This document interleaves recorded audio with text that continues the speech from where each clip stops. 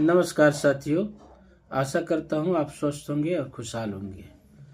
मित्रों, आप क्यों ऐसा कल्पना करते हैं, क्यों ऐसा सोच रखते हैं कि आप जैसा चाहे वैसा ही ईश्वर आपके साथ करे, जबकि ये मुमकिन नहीं है।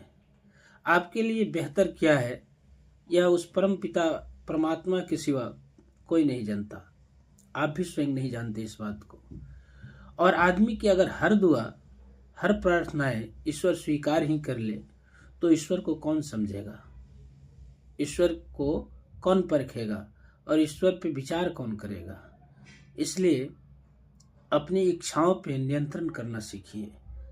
संभव है कि आप कर्म क्षेत्र में आए हुए हैं तो कर्म फल की प्राप्ति आपको हो, लेकिन ये गारंटी नहीं है कि आप जो कर्म कर रहे हैं उसका 100% कर्म फल आपको वापस मिले। ये विधि का विधान है, ये प्रकृति का नैसर्गिक गुण है और इस गुण से सब लोग जो है अनजान है। परिणाम क्या होगा इसके बारे में किसी को कुछ पता नहीं है। तो आप अगर जिंदगी को खुशहाल बनाना चाहते हैं, जिंदगी को बेहतर बनाना चाहते हैं, तो आप ऐसी कल्पना मत कीजिए कि आप जो भी चाहें वैसा ही ईश्वर आपके साथ करे। यद्यपि ऐसा संभव भी है, तथापि आपकी कल्पना आपके लिए भी बेहतर नहीं है, क्योंकि प्रकृति के रास्ते अलग हैं, मनुष्य के रास्ते अलग हैं। मनुष्य कुछ और चाहता है, ईश्वर कुछ और करता है।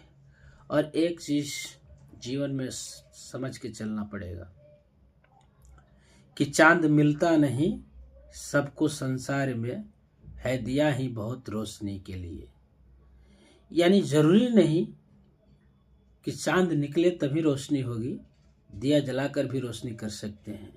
और जिन्होंने अपनी जिंदगी में इस तरह की समझौता को स्वीकार कर लिया, वो किसी भी तरह के दुख से असहज नहीं हो सकते हैं और किसी भी तरह के संकट से असहज नहीं हो सकते हैं। क्यों?